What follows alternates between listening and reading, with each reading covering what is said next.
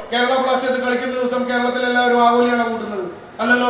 Kerala Blasters ATK Mohan ബഗാനെ തോക്കുന്ന ദിവസം നെയ്മീന് വില കൂടുന്നുണ്ടോ കേരള മാർക്കറ്റിൽ? ഇല്ല. അപ്പൊ ഒരിക്കലും നമുക്ക് ഈസ്റ്റ് ബംഗാളിന്റെയോ മോഹൻ ബഗാന്റെയോ കൾച്ചർ നമുക്ക് വേണമെന്ന് നമുക്ക് വാശി പിടിക്കാൻ പറ്റില്ല. മാത്രമല്ല നമുക്കിപ്പം ഈ കൊച്ചി ഭാഗം കഴിഞ്ഞാൽ കോഴിക്കോട് എടുത്ത് നോക്കിയാൽ അവിടെ ചിലപ്പോൾ ഗോകുലത്തിനായിരിക്കും ഫാൻസ് കൂടുതൽ. കാരണം അവിടെ ഗോകുലം അവിടെ കളിക്കുന്നുണ്ട്.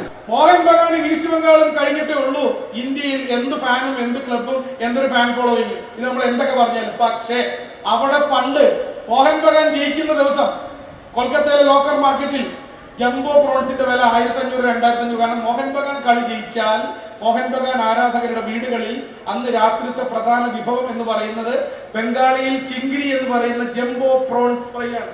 ഇനി ഈസ്റ്റ് ബംഗാളാണ് ജയിക്കുന്നെങ്കിൽ ഹിൽസ എന്ന് പറയുന്ന മത്സ്യമാണ് അവർ ഉപയോഗിക്കുക. അങ്ങനെ വല്ലതുണ്ടോ? കേരള ബ്ലാസ്റ്റേഴ്സ് കളിക്കുന്ന ദിവസം കേരളത്തിൽ എല്ലാവരും ആവോലിയാണ് കൂട്ടുന്നത് അല്ലല്ലോ. കേരള ബ്ലാസ്റ്റേഴ്സ് ATK മോഹൻ ബഗാനെ തോക്കുന്ന ദിവസം നെയ്മീന് വില കൂടുന്നുണ്ടോ കേരള മാർക്കറ്റിൽ? ഇല്ല.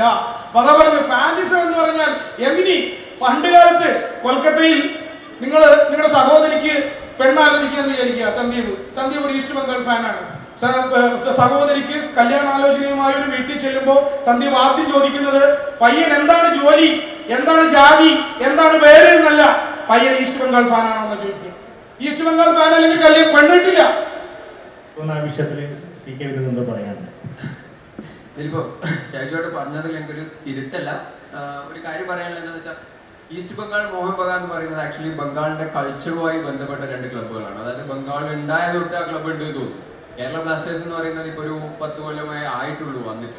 അപ്പോൾ ഒരിക്കലും നമുക്ക് ഈസ്റ്റ് ബംഗാളിന്റെയോ മോഹൻ ബഗാന്റെയോ കൾച്ചർ നമുക്ക് വേണമെന്ന് നമുക്ക് വാശി പിടിക്കാൻ പറ്റില്ല. മാത്രമല്ല നമുക്കിപ്പം ഈ കൊച്ചി ഭാഗം കഴിഞ്ഞാൽ കോഴിക്കോട് എടുത്ത് നോക്കിയാൽ അവിടെ ചിലപ്പോൾ ഗോകുലത്തിനായിരിക്കും ഫാൻസ് കൂടുതൽ. കാരണം അവിടെ ഗോകുലം അവിടെ കളിക്കുന്നുണ്ട്. ഇപ്പം നമ്മൾ പറയുമ്പോൾ സിറ്റിയുടെ കാര്യം പറയുകയാണെങ്കിൽ ഇപ്പോൾ ലിവർപൂൾ അല്ലെങ്കിൽ മാൻ സിറ്റി ഒക്കെ പറയുന്ന ഒരു സിറ്റിനെ ബേസ് ചെയ്തിട്ടാണ് അവിടെയൊക്കെ ക്ലബ്ബുകൾ ഉണ്ടായിട്ടുള്ളത്. ഇപ്പോൾ ലിവർപൂളിൽ 2 ക്ലബ്ബുണ്ട്, ലിവർപൂൾ എവർട്ടൺ എന്ന് പറഞ്ഞ 2 ക്ലബ്ബുണ്ട്. ആ സിറ്റിയിലെ ആൾക്കാർ 2 ക്ലബിന്റെ പുറത്താണ്.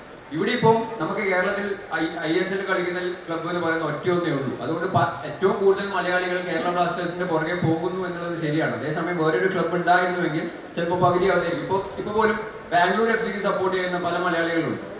അതേപോലെ വേറെ ക്ലബിനെ സപ്പോർട്ട് ചെയ്യുന്ന മലയാളികളുണ്ട്. അങ്ങനെ ഇഷ്ടംപോലെ മലയാളികൾ വേറെ ക്ലബ്ബുകളെ സപ്പോർട്ട് ചെയ്യുന്ന ആൾക്കാരുണ്ട്. കാരണം നമുക്ക് ഈ ഒരു ഈസ്റ്റ് ബംഗാൾ മോഹൻ ബഗാൻ എന്ന് പറയുന്ന അല്ലെങ്കിൽ ഗോവയിലെ ടീമിനെ പറയുന്ന പോലെ ISL ഒരു ടീമിനും ആ ലെവലിലേക്കുള്ള ഫാൻ ബേസ് ഉണ്ടാക്കാൻ ഇതുവരെയായിട്ട് സാധിച്ചിട്ടില്ല. കാരണം അത്രത്തോളം ISL വന്നില്ല. ഇനിയിപ്പോൾ കുറച്ചു കാലം കഴിയുമ്പോഴേക്ക് അല്ലെങ്കിൽ ഒരു 10-30 കൊല്ലം ഈ ISL കണ്ടിന്യൂസ് ആയിട്ട് പോവുകയാണെങ്കിൽ ചിലപ്പോൾ ഇതും നമ്മുടെ കൾച്ചറിന്റെ ഭാഗമായി ഈ പറയുന്ന പോലെ കേരള ബ്ലാസ്റ്റേഴ്സ് ഒരു കളി ജയിക്കുമ്പോൾ ചിലപ്പോൾ ഇവിടെയും മീനിന് വില കൂടാം ഒരു 10-30 കൊല്ലം കഴിഞ്ഞാൽ.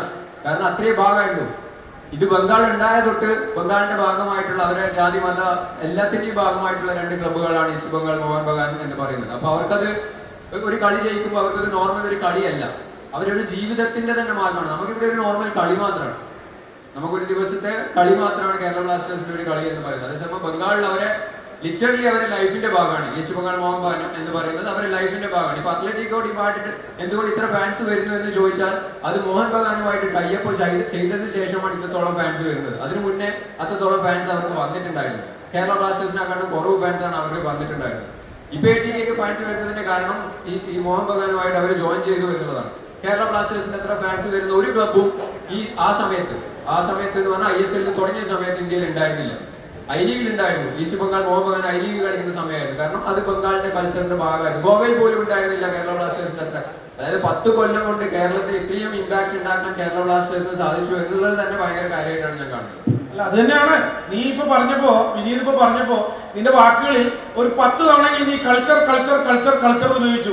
അത് തന്നെയാണ് നമ്മുടെ സെഷന്റെ സബ്ജക്ട്. മാറേണ്ട കായിക സംസ്കാരം, ആ മാറ്റത്തിലേക്കുള്ള പോയിന്റ്സ് ആണ് നമ്മൾ പറയുന്നത്. It will take time. ആ കൽക്കത്ത പോലെ സമയമെടുക്കും. അങ്ങനെ മാറാൻ, അങ്ങനെ ഒരു കൾച്ചർ കൊണ്ടുവരാൻ വേണ്ടിയാണല്ലോ നമ്മളിങ്ങനെ ഒരു ചർച്ചകൾ സംഘടിപ്പിക്കുന്നത്.